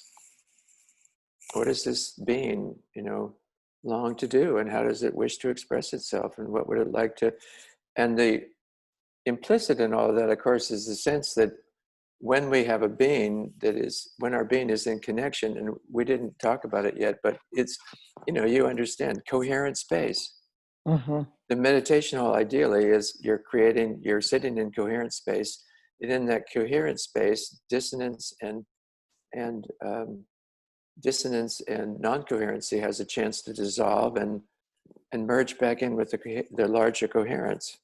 Right. Like Suzuki Right. Roshi saying, if you want to tame your sheep or cow, give it a large pasture. Right. Right. put it Right. put it Yes. in some coherent space. Right. Right. And So then that's when you're in that space, that should be palpably obvious to others. In other words, others should be able to be in contact with you, yeah. because it is in the nature of reality then that you are coherent, that Yeah, you it's are in in you're that coherent space. with you're coherent in the coherency of larger space. So Right. I feel like I'm just getting to this in the last few months, or years. Um, I started doing energy classes in 2011, and that was a big help, because that's all about, uh, being one with the everything, and how the everything relates to the everything. And anyway, too much to talk about, but yes, Yes. your coherency Yes. is within this larger coherency. And Yes. how do we generate a coherency that for our own life, and then which is a coherency that others can also be part of and enter into? And how do we do that? So it's all pretty interesting. Um, anyway, there's much to talk about. So please Well, continue and redirect us. I think. Well, I think that we're coming to the end. We're coming to the landing of the plane here, and there's. I think that the important sort of thing to close with really is the issue, maybe of going back to the beginning of the interview, that not pretending and to tell the truth along the way, even while we're in early practice where we're learning the forms and we're learning to drop our habitual tendencies, it's a good idea, if possible, to be able to talk with others in a way that tells the truth, that you can say, oh, I'm not getting this, or this doesn't make sense to me at all. Exactly. Yeah, Or, absolutely. or I don't know why I have Absolutely. to put my fork at 4 o'clock. Yeah. There were so many rituals at the Rochester Zen Center when I was practicing there. And because I'm a very good obsessional, I can do almost anything obsessionally, and Yeah. I can pick it up quickly. I can look around and see what other people are doing, and then I can do the particular obsession exactly like that. And at some point I wondered, why is everybody doing this so obsessionally? But Yeah. I was afraid to ask that question. Yeah. And actually, I wish I'd asked it way back then. It Yeah. would have saved me a lot of time, you Yeah. know? And so that sort of honesty, we are Westerners. We do come to this with an externalized sense of self. We do compete with other people, and we do that obviously. And we're not really just identified with our families, we're identified with our own individual egos. And Yeah. so then we need to ask questions and be honest about moving through this, because if we don't, honestly, you can get quite lost, and then you might even end up being sort of dissociated, slightly depressed or angry, and kind of mean-spirited about your spiritual practice, you know? Then you can end up there anyway. I mean, oh, I ended up there anyway. Well, well, Yes. well, well, you got past it. You got past it, Uh, and you were uh, honest about it. I must yeah. have met you in the early '90s. I was trying to Yeah. Yeah. think about when I first met you, Yeah. but Yeah. the fact that you were honest, and I had been in Zen practice long enough and with different teachers by then, and I knew that people weren't honest. I Yeah. knew that. I knew that I Yeah. could sit around with a group of other people, and talk honestly about psychoanalysis or psychotherapy or whatever, and people would bitch and moan and critique and so on. But when I would be sitting with a group of Zen people, they didn't talk honestly. And so, it was a relief to talk to you. And of course, that Yeah. wasn't true to a person, but it was a Yeah. general Yeah. thing, that there wasn't room for kind of open, honest dialogue about our experience of practice. And I think that would improve so many communities. And if it could be done also with a recognition that you can't say anything that is so wrong that it couldn't be understood or responded to, you know, that Yeah. you should keep certain things out. So I know you do that in your teaching. You have taught for my little Sangha here, although not too many showed up. There was just a handful of people who showed up, but you were very honest. And you taught some tasting and some cooking and some meditation. Yeah. And I really, really appreciated it myself. I brought so many things forward in my own teaching from that one, you know, tiny little session we had here. And it also helped me know how to hold a knife. Never held a knife correctly before. And we bought that very sharp knife from you, and I have cut myself with it. And also, it helped me recognize why I was addicted to potato chips. There were things that you We showed did us. the ceremony of eating just one potato chip. We did the potato chip ceremony, yeah. Yeah. And so you showed me things that I hadn't seen before. And they were always also these things that come from being honest, you know, that not pretending, but actually being honest. And using a really sharp knife, teaches you a lot, because you can't pretend. You have to use it. And Good. so I think that I don't know if there's something you want to add to that as we close, but just that sense that you add that flavor of honesty to the practice, and I think it's a really important flavor. Thank you so much. I appreciate your saying that. And I did, when Suzuki Roshi asked, what is your inmost request?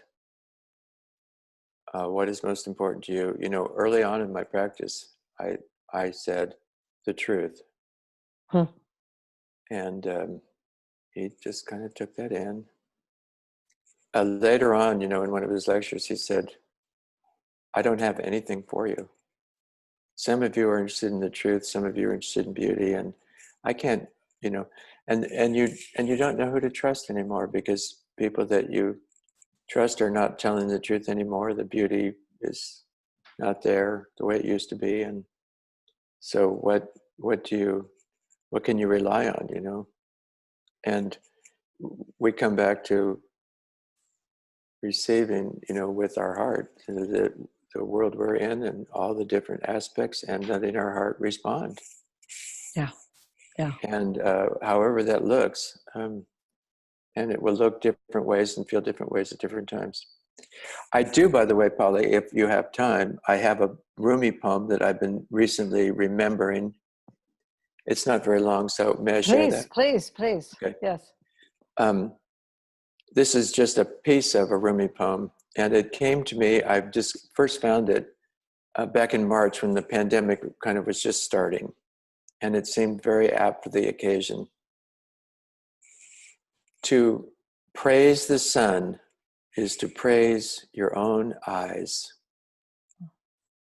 Praise is an ocean, what we say, a little ship.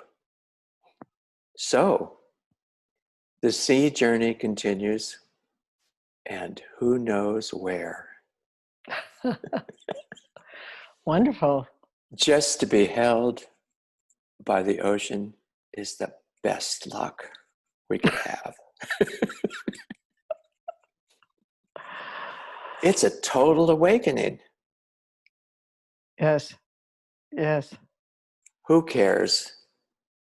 Why grieve about how long you've been asleep? Who cares how long you've been unconscious?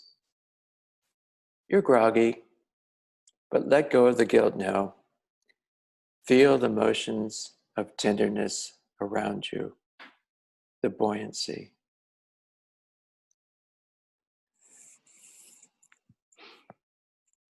That's wonderful. Yeah. It's a good place to end. Shall we end there? Yeah, thank you. I'm so, if I may say thank you, you know, I appreciate so much talking with you and meeting you face to face this way. And you have such good recognition and thoughtfulness about things from these various points of view. So thank you so much. Thank you, my dear friend. Thank you. It's been wonderful. Just wonderful. Yeah, take care. Blessings. You too.